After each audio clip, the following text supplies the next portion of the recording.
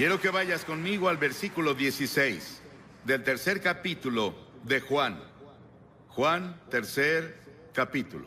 Porque de tal manera amó Dios al mundo, que ha dado a su Hijo unigénito para que todo aquel que en él cree no se pierda, mas tenga vida eterna.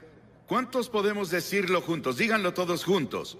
Porque de tal manera amó Dios al mundo, que ha dado a su Hijo unigénito, para que todo aquel que en él cree no se pierda, mas tenga vida eterna. Ese es el Evangelio en resumen. Es una Biblia en miniatura. Cada cosa que debes saber sobre la redención y la salvación está en ese versículo de las Escrituras. 30 palabras maravillosas que mi madre me enseñó cuando estaba bañándome un sábado en la noche en una granja en Carolina del Norte. Ella dijo: quiero que te aprendas este pasaje de la Biblia. Y me enseñó ese pasaje porque de tal manera amó Dios al mundo, que ha dado a su Hijo unigénito, para que todo aquel que en él cree no se pierda, mas tenga vida eterna. Muchas personas me preguntan: si Dios ama al mundo, ¿por qué permite tanto sufrimiento en el mundo?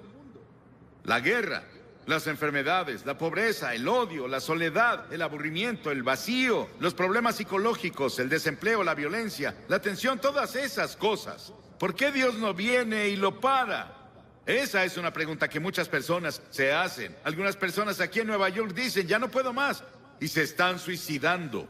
Las presiones de la vida son muy grandes. Ellos no las soportan. ¿Por qué? Si hay un Dios, ¿por qué no lo termina? Algunas personas dicen: ¿por qué Dios nos ha abandonado? Pero Dios no nos abandonó. Nosotros lo abandonamos. Muchos de los jóvenes aquí han oído la canción del año pasado del álbum Edge of the Century, álbum de Styx. Pero ¿has escuchado las palabras, la letra? Aquí está la letra, escucha. Todas las noches digo una oración, esperando que haya un cielo, pero cada día estoy más confundido, cuando los santos se vuelven pecadores. Todos los héroes y las leyendas que conocí de niño han caído como ídolos de arcilla, y siento este lugar vacío adentro. Tengo tanto miedo que perdí mi fe. Muéstrame el camino, muéstrame el camino.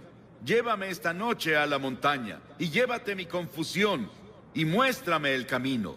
Y si veo una luz, ¿debo creer? Dime cómo lo sabré. Muéstrame el camino, muéstrame el camino. Llévame esta noche al río y lava mis ilusiones. Muéstrame el camino, muéstrame el camino. Dame la fuerza y el valor de creer que llegaré ahí un día. Y por favor, muéstrame el camino. Y cada noche digo una oración esperando que haya un cielo. Y este pasaje dice: Dios, Dios. ¿Crees en Dios? Sí. No puedo probar a Dios. No puedo llevarte a un laboratorio científico y probarte que hay un Dios. Pero la Biblia nos enseña sobre Él. Él es el creador. En el principio Dios creó los cielos y la tierra. Todas las estrellas que ves en la noche, si pueden verlas en Nueva York, Dios las creó y las colocó. Él también es espíritu. La Biblia dice: Dios es espíritu, y quienes lo adoran deben hacerlo en espíritu y en verdad. Él no tiene un cuerpo como tú y yo. Él solo podría estar en un lugar a la vez si tuviera un cuerpo como estos.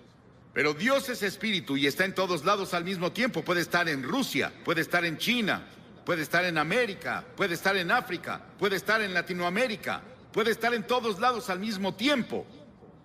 Dios también no cambia. Yo soy el Señor Dios que no cambia, dice la Biblia, en el cual no hay mudanza ni sombra de variación, dice Santiago. La Biblia enseña que Dios es un Dios santo, absolutamente santo. Él no puede ignorar el pecado. La Biblia también nos dice que Él es un Dios de juicio, pues Dios juzgará toda obra, aun la realizada en secreto. Piénsalo, cada cosa secreta que hiciste, todos tus pensamientos secretos, las cosas que pensaste que nadie sabía, un día serán sacadas a la luz y vas a ser juzgado.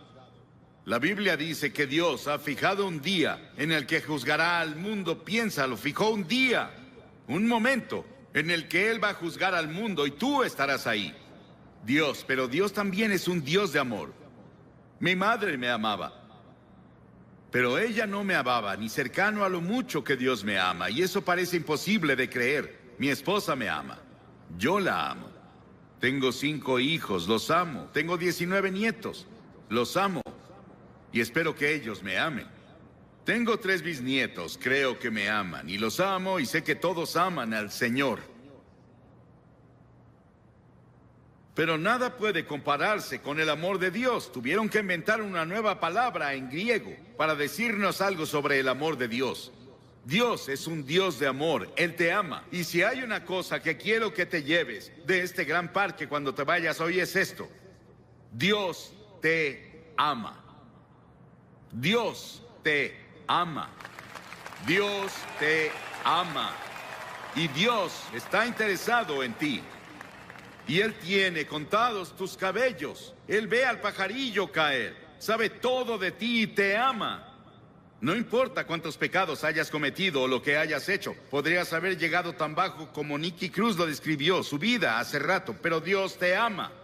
Y si Dios pudo cambiar a Nicky Cruz y cambió a Johnny Cash, Dios te cambiará, si se lo permites. Y Él puede hacerlo hoy. Comienza ahora.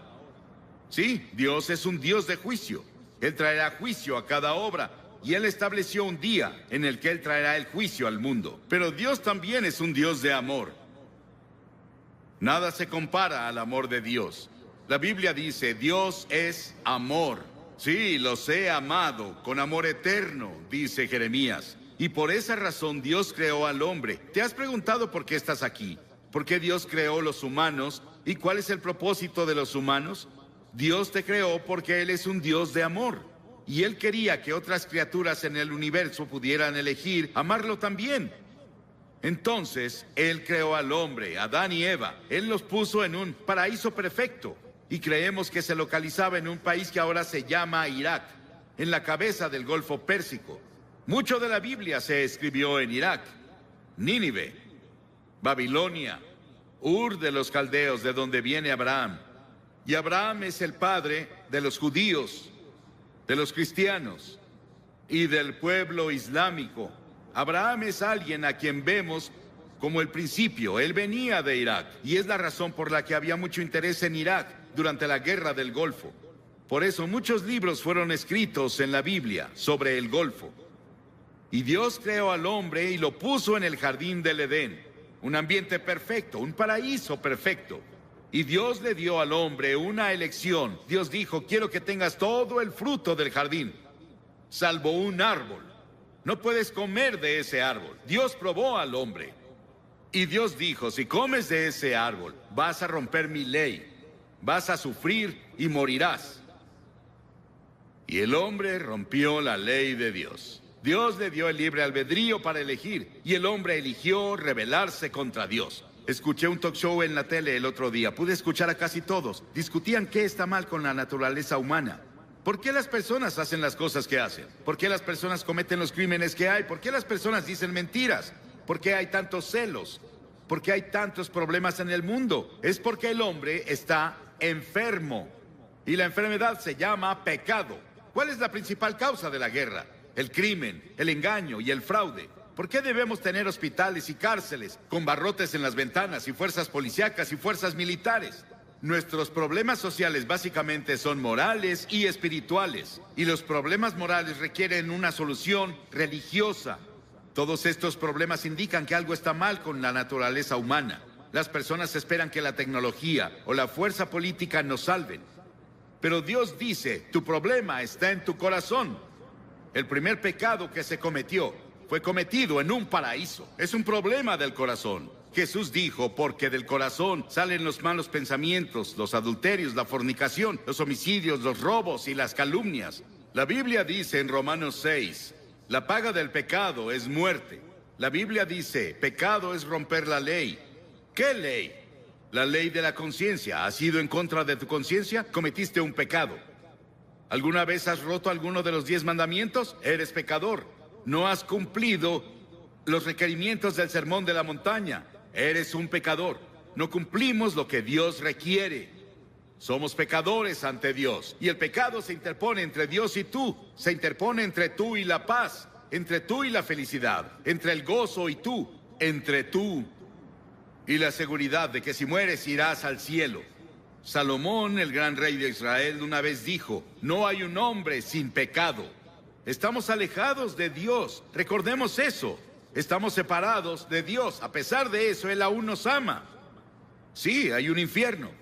Hay un infierno en esta vida, pero también hay un infierno en la vida venidera, si estamos separados de Dios. La Biblia enseña que la muerte tiene 3 dimensiones. Hay una muerte natural. Cuando mueres, vas a ser sepultado o vas a ser cremado, o como sea que lo hagan. Desaparecemos de esta tierra. Pero hay una muerte espiritual. Dentro de ti viven tu alma o tu espíritu. Esa es la parte de ti que vive para siempre. Es la parte con la que tienes comunión con Dios. Y has quebrado la ley de Dios y como resultado estás espiritualmente muerto. Estás muerto para Dios. Y esa muerte continuará a lo largo de toda la eternidad después de que mueras. Y no vas a estar ahí con miles de personas divirtiéndote como muchas personas describen el infierno. Vas a estar solo.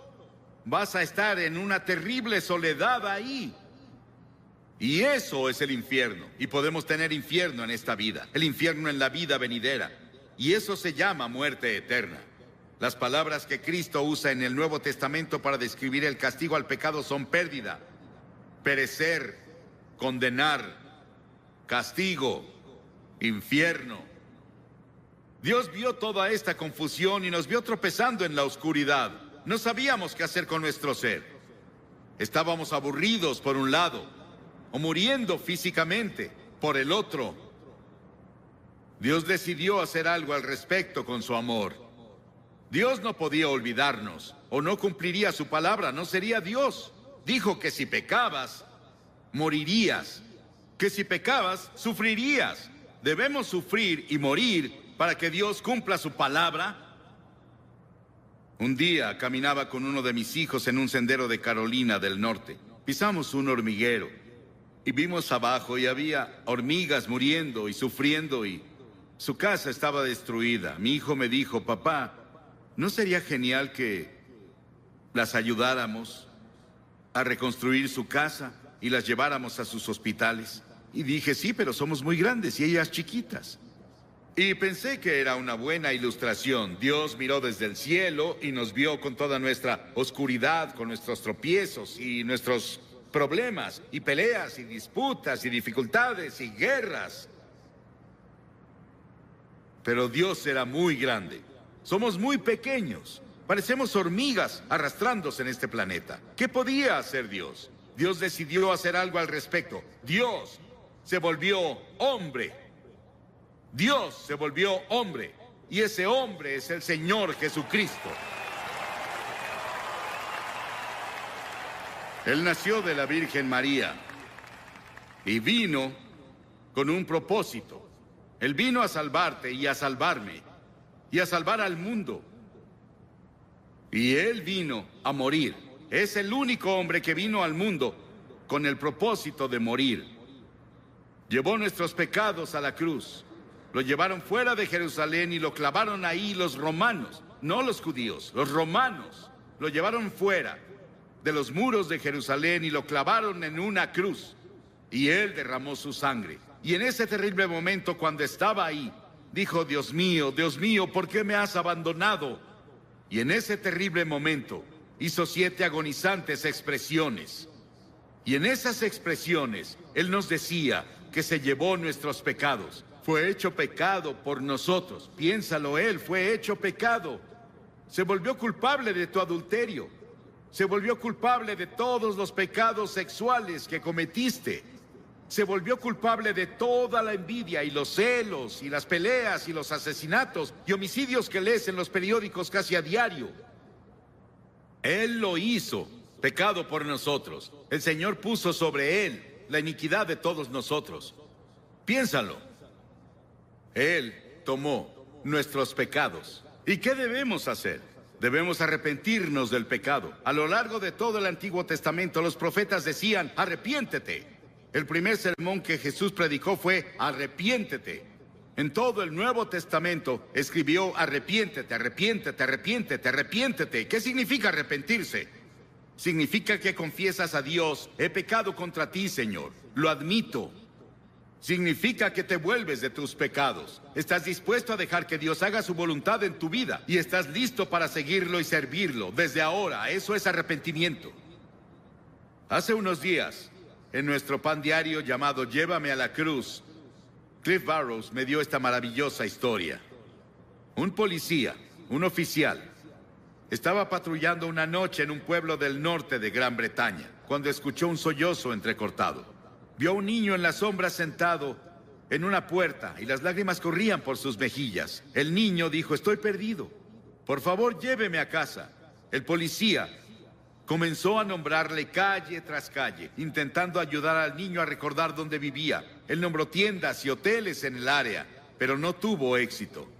Luego recordó que en el centro de la ciudad había una iglesia con una gran cruz blanca que sobresalía por arriba de la ciudad. Él la apuntó y dijo: ¿vive cerca de eso? La cara del niño de inmediato se iluminó. Sí, señor, lléveme a la cruz. Encontraré mi casa desde ahí. Y si vienes a la cruz hoy, hay un camino. Si vienes por el camino de la cruz, si estás perdido, el único camino a casa es ir a la cruz. La cruz de Cristo dirige a los perdidos a su hogar eterno. Pero Jesús no se quedó en la cruz. Él resucitó de los muertos. Dios resucitó de los muertos. No voy a hablarte sobre un Jesús muerto. Voy a hablarte sobre un Jesús vivo. Y ese Cristo vivo puede venir a tu corazón hoy por el Espíritu Santo y hacerte una nueva persona. Darte una nueva visión de la vida. Quitarte esa soledad. Quitarte esos pecados que has cometido y limpiarlos, para que cuando Dios te vea, no vea tus pecados. Estás justificado a sus ojos, como si nunca hubieras pecado. Y luego la Biblia enseña que Jesucristo vendrá de nuevo un día. Estuve en Jerusalén y estuve hablando un día con el rabí en jefe. Y le pregunté: Señor, ¿cree que el Mesías va a volver? Y él dijo: sí, claro. Y dije: yo también. Pero creo que cuando venga, usted verá que es Jesucristo. Él se rió por un momento con su taza de café y dijo... No se rió, me sonrió. Y dijo: claro, esa es nuestra diferencia. Ambos esperamos al Mesías, pero nosotros creemos que será Jesucristo. Verán al Hijo del Hombre venir sobre las nubes del cielo con gloria, con gran poder y gran gloria. Va a volver y establecerá su reino. Sí. El comunismo no ganó. Ningún ismo va a ganar. Solo Cristo va a ganar. Y un día va a gobernar al mundo. Pero esta noche Él quiere gobernar tu corazón. Él quiere entrar a tu hogar y a tu familia, a tu vecindario. Él quiere entrar a nuestro país. Y Él quiere ser el Rey de Reyes y Señor de Señores. ¿Qué requiere Dios de ti? Ya te dije una cosa: arrepentimiento. Durante la semana pasada celebramos los días más santos del año judío. Yom Kippur, que se celebra el miércoles, es intensamente personal. Los festivales judíos hacen 3 preguntas.